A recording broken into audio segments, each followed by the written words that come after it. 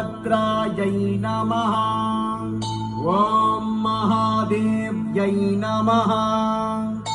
ॐ हरिसहोदर्यै नमः। ॐ वसुदेव अतिप्रियपुत्र्यै नमः।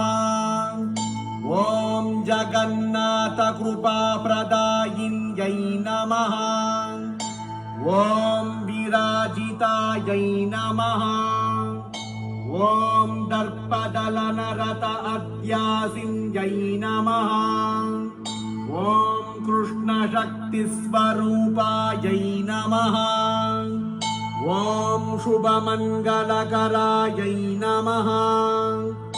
ॐ बलरामप्रियसहोदर्यै नमः। ॐ गुडाकेशवल्लभायै नमः। ॐ अभिमन्युमात्रे